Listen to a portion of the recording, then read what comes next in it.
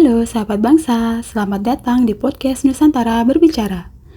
Indonesia bukan hanya nama sebuah negara, tetapi kumpulan kisah dari daerah-daerah asal kita, dari logat yang khas, tradisi yang diwariskan, hingga nilai kehidupan yang membentuk jati diri. Di podcast ini, kita akan mengampanyekan makna berbangsa dan bernegara, dengan cara yang dekat dan nyata melalui keunikan daerah asal yang kita banggakan bersama. Karena mencintai tanah air tidak selalu dimulai dari hal-hal besar, tetapi dari mengenal dan menghargai tempat kita berasal. Di sini, saya dan teman-teman akan menyampaikan tentang keunikan dari daerah masing-masing, mulai dari wisata, kuliner, serta keunikan yang hanya ada di daerah kami. Dan dari cerita ini, mari kita kuatkan rasa persatuan dan tumbuhkan rasa cinta tanah air untuk Indonesia.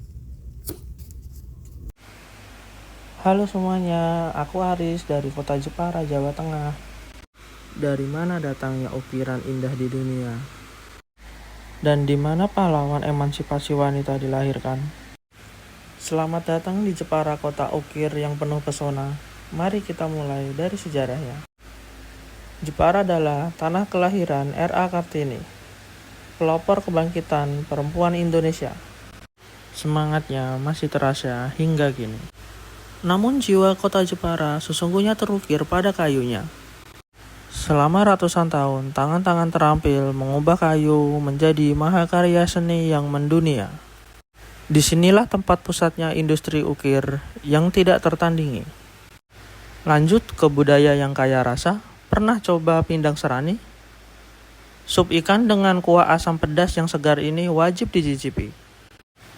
Atau horok-horok, makanan unik dari pati pohon aren, teksturnya kenyal.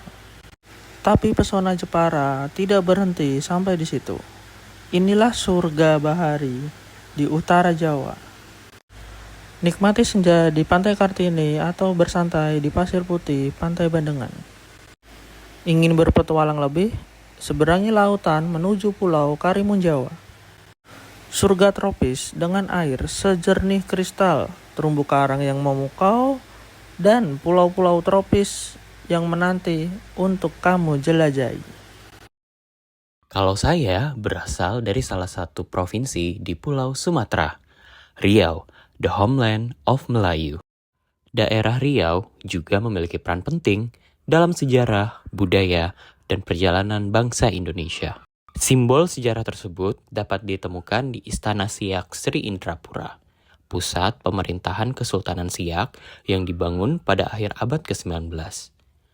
Istana ini mencerminkan kemajuan peradaban Melayu melalui perpaduan arsitektur Melayu, Arab, dan Eropa, serta menjadi saksi kejayaan Kesultanan Siak pada masanya. Peran Riau bagi Indonesia semakin nyata melalui sosok Sultan Syarif Qasim II, Sultan Siak terakhir.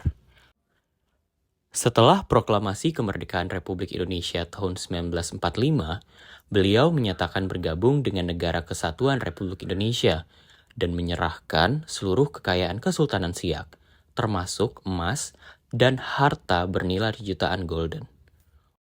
Sebagai bentuk dukungan untuk pemerintahan Republik yang baru berdiri. Atas jasa dan pengorbanannya, Sultan Syarif Qasim II dianugerahi gelar Pahlawan Nasional Republik Indonesia. Selain sejarah, kebanggaan terhadap Riau juga tercermin dalam budaya dan tradisi masyarakatnya. Riau memiliki kekayaan kuliner seperti gulai ikan patin dan roti jala yang diwariskan secara turun-temurun sebagai bagian dari identitas budaya Melayu. Dalam kehidupan sosial dan budaya, Riau juga dikenal dengan tradisi bakar tongkang, sebuah upacara adat yang melambangkan rasa syukur, harapan, dan penghormatan kepada leluhur. Tradisi ini menunjukkan bagaimana masyarakat Riau menjaga nilai-nilai kebersamaan dan kearifan lokal sebagai bagian dari jati diri bangsa Indonesia. Halo, saya Atira dari Jakarta. Di banyak acara Betawi, sebelum kita tahu acaranya apa, kita biasanya sudah tahu satu hal lebih dulu, musiknya. Begitu Gembang Kromong mulai dimainkan, kita paham, ini acara Betawi. Gembang Kromong lahir dari percampuran budaya Betawi dan Tionghoa. Instrumennya terdiri dari gambang dan kromong sebagai pembawa melodi, ditambah alat gesek seperti tehian, kongahean, dan sukong, serta gendang dan gong sebagai pengiring. Musik ini menggunakan tangga nada pentatonik dan sejak awal memang dimainkan untuk acara-acara rakyat. Selain acara-acara rakyat, biasanya gambang kromong juga muncul sebagai pengiring satu hal. Yap, ondel-ondel. Selain terkenal sebagai ikon visual Betawi, ondel-ondel sendiri merupakan bagian dari tradisi yang dulu dipercaya sebagai penjaga kampung. Wajah seram berwarna merah, bertaring, mata melotot, bertujuan menakuti kekuatan gaib yang ingin mengganggu manusia. Seiring berjalannya waktu, ondel-ondel bertransformasi menjadi bagian dari kemeriahan acara seperti pernikahan, sunatan, maupun hiburan jalanan. Di Jakarta, ada aroma yang hampir selalu muncul di momen seperti itu. Asap tipis dari wajan kecil di atas arang, suara kerak telur yang dibalik dengan satu tangan terlatih. Makanan ini sudah ada jauh sebelum Jakarta dipenuhi mal dan kafe modern. Sampai sekarang, kerak telur masih hadir di acara-acara Betawi. Bukan sekedar jajanan, tapi bagian dari suasana. Dari gambang kromong, ondel-ondel, sampai kerak telur, semuanya bekerja dengan cara yang sama, menghadirkan kebersamaan di ruang publik. Dan mungkin dari praktik budaya seperti inilah, rasa bangga berbangsa dan bernegara tumbuh. Dari tradisi lokal yang terus dihidup dan jalani bersama. Hai, perkenalkan nama saya Dian. Saya berasal dari Blitar. Blitar merupakan kota kecil yang ada di Jawa Timur.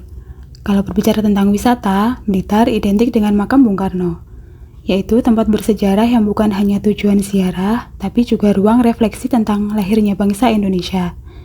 Di sini terdapat perpustakaan megah dan juga museum yang menyimpan memorabel dari sang proklamator. Tidak hanya dijadikan tempat wisata, melainkan tempat bagi siapa saja yang ingin belajar tentang arti mencintai tanah air. Di Blitar juga terdapat Candi Penataran. Candi Penataran dijadikan sebagai kompleks candi Hindu terbesar di Jawa Timur. Relief-reliefnya bercerita tentang kejayaan dari kerajaan Majapahit. Disinilah konon para raja mencari ketenangan spiritual, sehingga menjadikan Blitar sebagai pusat energi Nusantara sejak berabad-abad yang lalu. Bagi pecinta petualangan, Blitar menawarkan wisata alam yang tak kalah menarik. Gunung Kelut berdiri sebagai penjaga utara. Kawahnya yang eksotis menawarkan pemandangan yang tak terlupakan setelah pendakian yang menantang. Di Blitar juga punya kuliner khasnya seperti nasi pecel Blitar. Berbeda dengan pecel daerah lain, pecel Blitar memiliki tekstur bumbu yang halus dengan aroma daun jeruk yang kuat dan sensasi pedas manis yang elegan. Sebuah metafora sempurna untuk karakter orang Blitar yang lembut tapi tegas. Di siang hari bisa juga menikmati es pleret di pinggir alun-alun Blitar, di mana bola-bola kecil dari tepung beras yang kenyal berpadu dengan santan gurih dan manisnya gula merah. Dan bagi mereka yang ingin kehangatan, wajik geletik yang dibungkus kelopok jagung kering selalu siap menjadi buah tangan yang bercerita tentang ketelatenan tangan-tangan lokal dalam mengelola hasil bumi. Halo, aku Arinda dari kota Surakarta, Jawa Tengah. Salah satu ikon wisata dari kota ini adalah Keraton Surakarta Hadiningrat. Keraton Surakarta bukan sekedar bangunan tua, tetapi jantung hidup kebudayaan Jawa yang terus berdetak hingga hari ini. Didirikan pada tahun 1745 oleh Sri Susuhunan Pakubuwono II, Keraton Surakarta lahir dari peristiwa besar perpindahan pusat kerajaan Mataram dari Kartasura ke Surakarta. Sejak saat itu, keraton menjadi pusat pemerintahan, budaya, dan spiritual masyarakat Jawa. Saat melangkah ke dalam kawasan keraton, kita seakan memasuki ruang waktu. Bangunan-bangunan berarsitektur Jawa klasik berpadu dengan sentuhan Eropa, mencerminkan kemampuan orang Jawa beradaptasi tanpa kehilangan jati diri. Setiap sudut memiliki makna filosofis, mulai dari alun-alun lor dan kidul, pagelaran, hingga sasana sewoko, semuanya dirancang sebagai simbol hubungan manusia, alam, dan sang pencipta. Keraton Surakarta juga dikenal sebagai penjaga tradisi luhur Jawa. Disinilah tari bedaya dan serimpi diwariskan secara sakral. Gamelan pusaka dimainkan dengan aturan adat yang ketat. Upacara adat seperti sekaten dan grebek dilaksanakan turun-temurun. Lebih dari itu, keraton menjadi pusat perkembangan bahasa Jawa halus, busana adat, sastra, dan tata krama yang membentuk karakter masyarakat Jawa hingga kini. Meski zaman terus berubah, Keraton Surakarta tetap berdiri sebagai penjaga identitas dan kebijaksanaan lokal. Ia mengajarkan bahwa kemajuan tidak harus meninggalkan akar budaya. Sebaliknya, budaya yang kuat justru menjadi pondasi untuk melangkah ke masa depan. Keraton Surakarta bukan hanya warisan masa lalu, tetapi sumber nilai untuk generasi masa kini dan masa mendatang. Setiap daerah punya caranya sendiri untuk bercerita, bisa lewat musik, kuliner, bangunan, maupun tradisi. Semuanya tumbuh dari masyarakat, dijaga bersama, dan diwariskan lintas generasi. Bangga berbangsa dan bernegara bukan hanya soal simbol besar, tapi tentang mengenali, menghargai, dan menjaga kekayaan lokal yang membentuk Indonesia hingga hari ini. Sekian podcast kebangsaan dari kelompok kami. Sampai jumpa.